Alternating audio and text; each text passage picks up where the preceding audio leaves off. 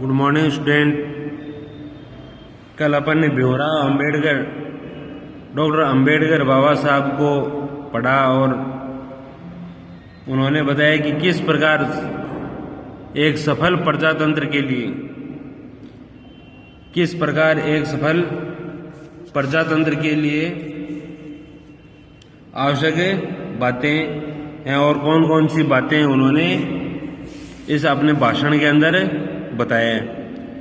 कल अपन ने पढ़ा कि जिस प्रकार एक कानून और शासन है सभी के लिए समान होना चाहिए, कानून और शासन सभी के लिए समान होना चाहिए, उसमें किसी भी प्रकार का भेदभाव नहीं होना चाहिए। यहाँ पर बाबा साहब ने, कल अपन ने पढ़ाया लास्ट में, उन्होंने बताया कि एक लाइसेंस लेने के लिए दो प्रकार के आदमी जाते हैं मिनिस्टर के पास। उनमें से एक आदमी जो उसकी पार्टी का होता है और दूसरा आदमी विपक्ष की पार्टी का होता है, दूसरा आदमी विपक्ष की पार्टी का होता है। और वह क्या है कि मिनिस्टर अपनी पार्टी के आदमी को लाइसेंस दे देता है, जबकि विपक्ष की पार्टी के आदमी को लाइसेंस नहीं देता। लेकिन लाइसेंस लेने के लिए दोनों ही आदमी पात्र हैं, उस लाइसेंस को लेने के लिए दोनों ही आदमी क्या हैं, पात्र हैं। और वह मिनिस्टर उन्हें लाइसेंस अपनी पार्टी के आदमी को दे देता है, दूसरी पार्टी के आदमी को लाइसेंस नहीं देता है। तो ये शासन के अंदर क्या हो गया, भेदभाव हो गया। तो बाबा साहब कह रहे हैं कि शासन के अंदर भेदभाव नहीं होना चाहिए। जिस प्रकार कानून सभी के लिए समान है, उसी प्रकार शासन, प्रजातंत्र सभी के लिए क्या होना चाहिए, लोकतंत्र सभी के लिए समान होना चाहिए, सभी को समान अवसर मिलने चाहिए। यहां पर उन्होंने दो देशों के उदाहरण भी बताए। एक इंग्लैंड का बताया कि वहां पर जो विपक्ष की पार्टी का नेता होता है, विपक्ष की पार्टी का नेता होता है, उसे भी उसी समान अवसर प्रदान किए जाते हैं और उसके लिए एक अलग से कमरा निश्चित होता है। और जो गवर्नमेंट है अपने सरकारी खजाने से उसे पैसे देती है। जिस प्रकार मिनिस्टर को पैसे मिलते हैं, जिस प्रकार एक मंत्री को, मुख्यमंत्री को, प्रधानमंत्री को पैसे मिलते हैं, उसी प्रकार वहां पर विपक्ष के आदमी को भी उसी समान वेतन मिलता है। और विपक्ष का होना बहुत जरूरी है। एक प्रजातंत्र के लिए विपक्ष का होना बहुत जरूरी है। क्यों जरूरी है?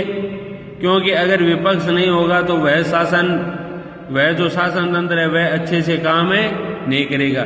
विपक्ष है जो कि उसकी गलतियों पर अंगुली उठाता है, उसकी गलतियों की ओर इशारा करता है कि भाई साहब आपने यहाँ पर गलती कर दी। विपक्ष है जो उनकी गलतियों पर अंगुली उठाता है और जो शासन तंत्र है, जो शासन चला रहा है, जो पक्ष की सरकार है, वो उन गलतियों को क्या है, उन गलतियों को देखती है और उनका निस्तारण करती है। इसी प्रकार यहाँ पर कवि ने आगे क्या बताया है कि शासन की दृष्टि में दोनों आदमी लाइसेंस लेने के समान रूप से अधिकारी हैं। किसी सुविधा विशेष का लिया जाना एक छोटी सी बात है और इसका प्रभाव संभवतः थोड़े से लोगों पर ही पड़ता है। अब हम एक कदम और आगे बढ़ें और देखेंगे कि ऐसा भेदभाव शासन में प्रविष्ट हो जाता है तब क्या होता है। मान लीजिए कि किसी पार्टी के किसी सदस्य ने कोई अपराध किया है, उसके विरुद्ध काफी गवाही है, उस पर मुकदमा चल रहा है। अब उस इलाके में उस पार्टी का मुखिया मजिस्ट्रेट के पास जाता है और जाकर कहता है कि इस आदमी पर मुकदमा चलाना ठीक नहीं है, क्योंकि यह पार्टी का आदमी यह आगे बढ़कर यह भी कहता है यदि आप मेरी बात नहीं मानेंगे तो मैं इस बात की सूचना मिनिस्टर को दे दूंगा और यहां से आपका तबादला अन्यत्र यानी दूसरी जगह करवा दूंगा। अब यह तो बात हो गई लाइसेंस की। लाइसेंस की बात से आगे बाबा साहब ने दूसरी क्या बात बताई है? बाबा साहब ने दूसरी बात बताई है कि मान लीजिए कि किसी पार्टी के कोई सदस्य ने अपराध कर दिए है, और उस पार्टी का जो एक मुख्य आदमी है वो मजिस्ट्रेट के पास जाता है और बोलता है कि आपको इसके विरुद्ध मुकदमा नहीं चलाना है, आपको इसके विरुद्ध मुकदमा नहीं चलाना है। क्यों नहीं चलाना है? क्योंकि यह हमारी पार्टी का आदमी है और यह आगे चलकर आगे जाकर हमारे काम आएगा। यह आदमी आगे जाकर हमारे काम आएगा, इसलिए आपको इस पर मुकदमा नहीं चलाना है। अगर फिर भी आप नहीं माने, आपने मुकदमा चलाया, तो मैं इसकी सूचना किसे दे दूंगा? मिनिस्टर को दे दूंगा। और मिनिस्टर क्या करेगा? मिनिस्टर आपका तबादला दूसरी जगह कर देगा। तो आपको भी परेशानी होगी और हमारे जो पार्टी का आदमी है इसे भी परेशानी होगी, इसलिए आपको इस पर मुकदमा नहीं चलाना है। अगर मिनिस्टर ने आपका तबादला यानी आपका ट्रांसफर किसी दूसरी जगह कर दिया तो आपको और ज्यादा परेशानी होगी।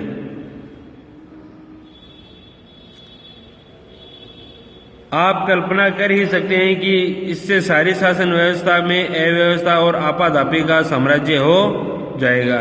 किसी समय अमेरिका में भी यही हाल था। उस समय की शासन पद्धति विकृत पद्धति के नाम से प्रसिद्ध है।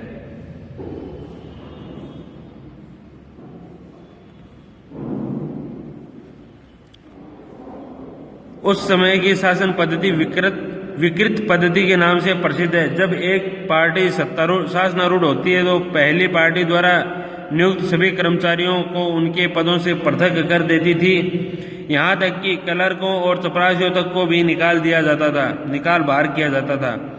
उन सब की जगह नई पार्टी के नए आदमी नियुक्त किए जाते थे। वास्तव में काफी वर्षों तक अमेरिका में कहने सुनने लायक किसी भी तरह की शासन व्यवस्था नहीं थी। बाद में यह बात स्वयं उनकी समझ में आ गई कि प्रजातंत्रवाद के हित में यह ठीक नहीं है। उन्होंने इस विकृत पद्धति को क्या कर दिया? बदल दिया। अब कवि क्या कह रहे यहाँ पर, जो बाबा साहब हैं वो कह रहे हैं, बाबा साहब कह रहे हैं कि अमेरिका का उदाहरण देते हुए कह रहे हैं कि जो अमेरिका है वहां पर भी इस प्रकार की शासन व्यवस्था थी कि जिस पार्टी का शासन होता उसी पार्टी के कर्मचारी होते, जिस पार्टी का शासन होता उसी पार्टी के कर्मचारी होते। और जब शासन 4 साल बाद 5 साल बाद चेंज होता तो पहले वाले आदमियों को तो घर भेज दिया जाता था और दूसरी जो पार्टी आती थी वह अपने चहेते आदमियों को रखती थी। इस प्रकार शासन के अंदर अव्यवस्था पैदा हो गई और एक अलग प्रकार की व्यवस्था पनपने लग गई। इस व्यवस्था को जब अमेरिका के लोगों ने देखा तो उन्होंने सोचा कि ऐसी इस प्रकार की व्यवस्था अच्छी व्यवस्था नहीं है और उन्होंने इस पद्धति को बदलने का सोचा। यहाँ अमेरिका में क्या होता था कि छोटे जो नीचे से चलते हैं अपन, ऊपर के तो अफसर अलग है, जो नीचे के क्लर्क और चपरासी उनको भी चेंज कर दिया जाता था। गवर्नमेंट चेंज होने के साथ साथ जब गवर्नमेंट चेंज होती तो उनको भी क्या कर दिया जाता था? चेंज कर दिया जाता था। और नए चपरासी क्लर्क ऊपर के जितने भी सेक्रेटरी वगैरह वो सारे ही चेंज होते थे, पहले वालों को घर भेज दिया जाता था। इस प्रकार की व्यवस्था को जब अमेरिका के लोगों ने देखा, सोचा समझा तो उन्होंने जाना कि ऐसी व्यवस्था ठीक नहीं है, ऐसी व्यवस्था से अव्यवस्था पैदा होती है। और उन्होंने इस व्यवस्था को सोच लिया कि यह प्रजातंत्र जो लोगों का शासन है, लोकतंत्र है, उसके लिए सही नहीं है, ठीक नहीं है। और उन्होंने इस पद्धति को क्या कर दिया? बदल दिया।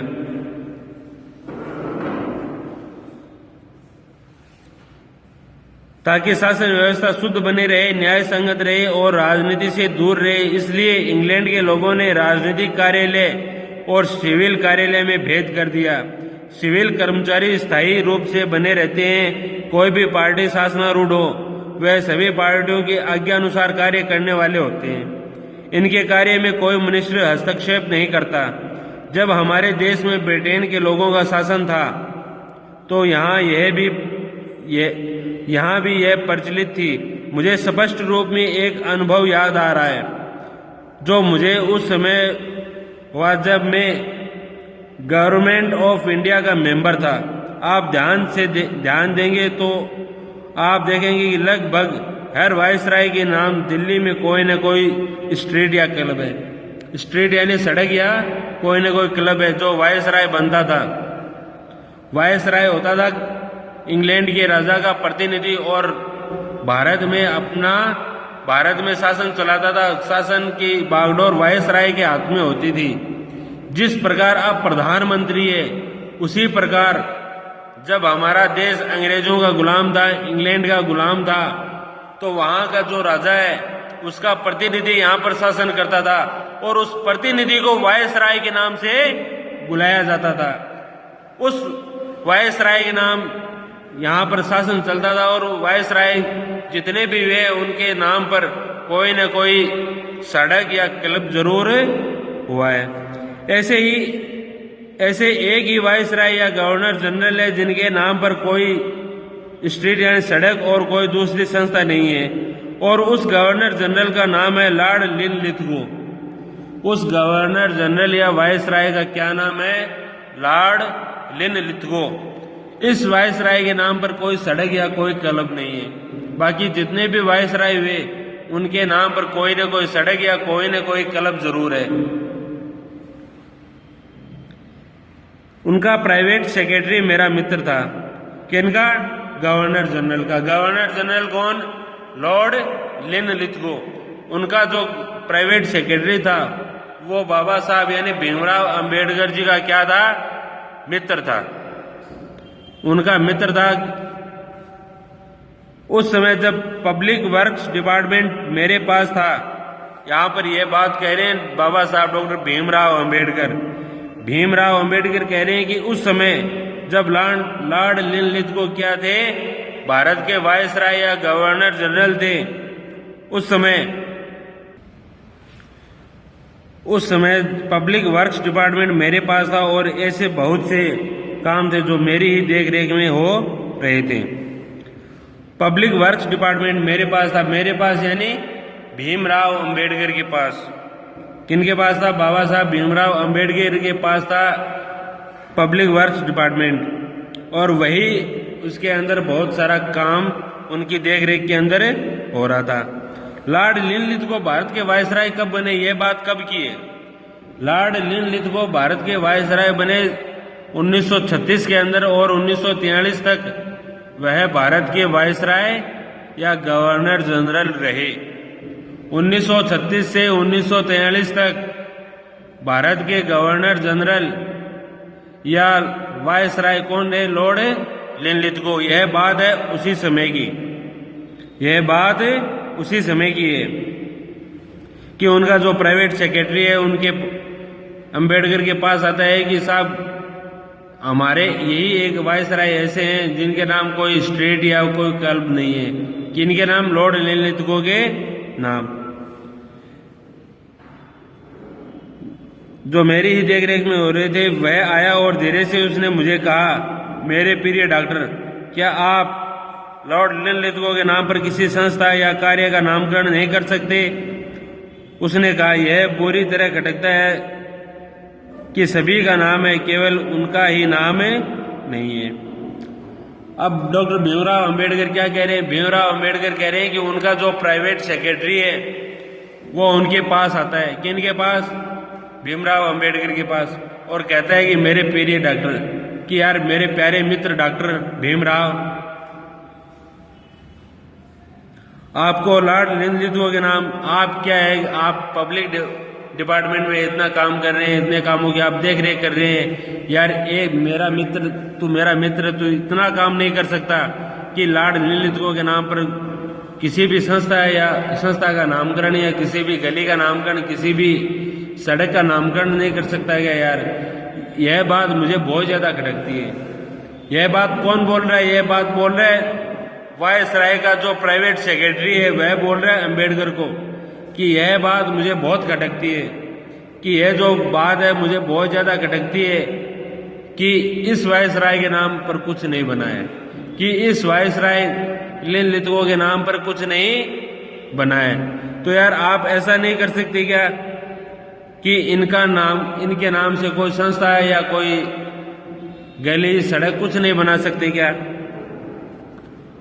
अंबेडकर साहब क्या कह रहे हैं?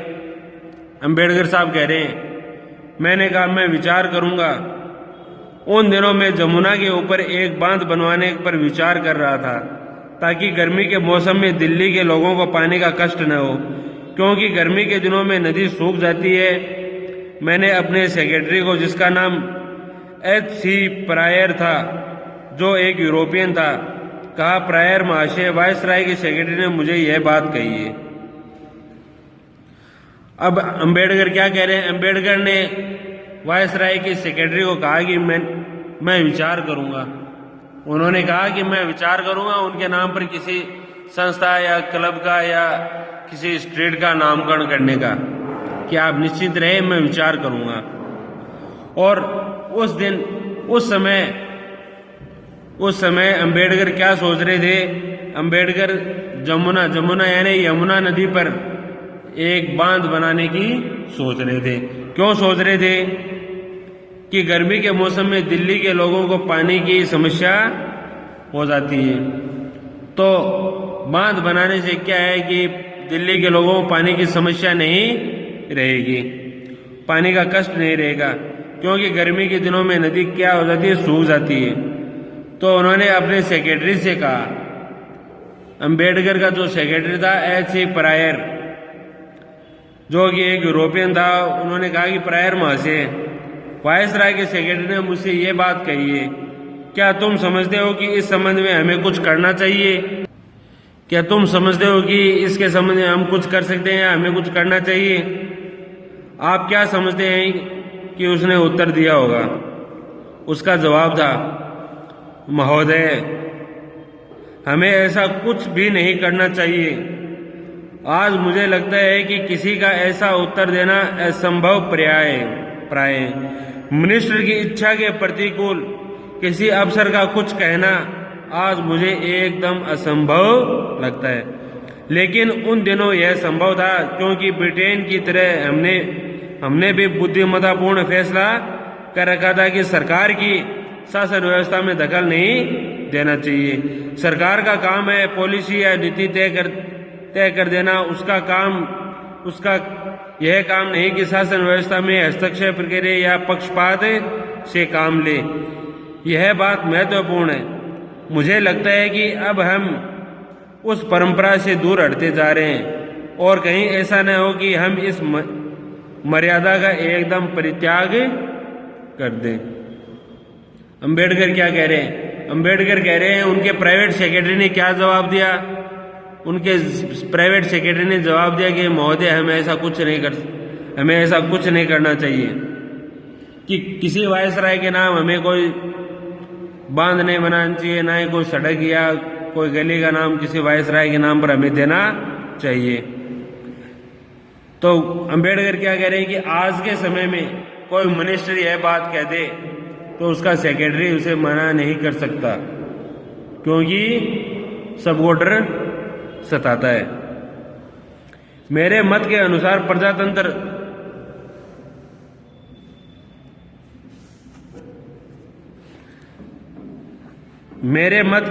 प्रजातंत्रवाद के सफल संचालन के लिए जो चौथी शर्त आवश्यक है, वह है कि हम विधान संबंधी नैतिकता का पालन करें। बहुत से लोगों के मन में विधान के लिए बड़ा उत्साह है। मैं उन लोगों में से हूं जो वर्तमान विधान को एकदम फेंक देने के लिए तैयार रहें, कम से कम नए सिरे से इसकी रचना करने के लिए।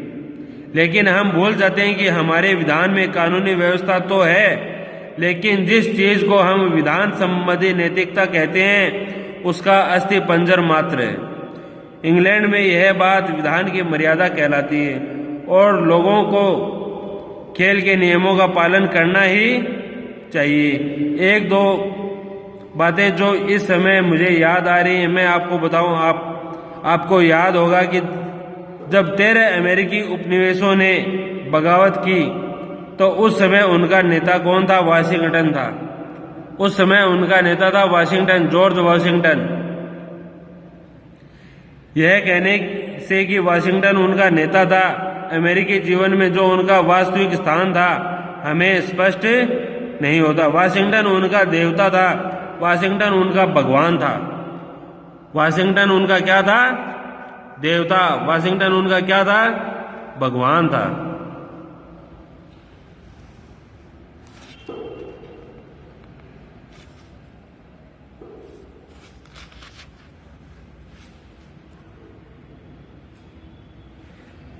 वाशिंगटन उनका भगवान था। यदि आप उनका चरित्र, जीवन चरित्र और इतिहास पढ़ें तो आपको मालूम होगा कि विधान की रचना होने पर वाशिंगटन ही अमेरिका का प्रथम प्रेसिडेंट चुना गया था।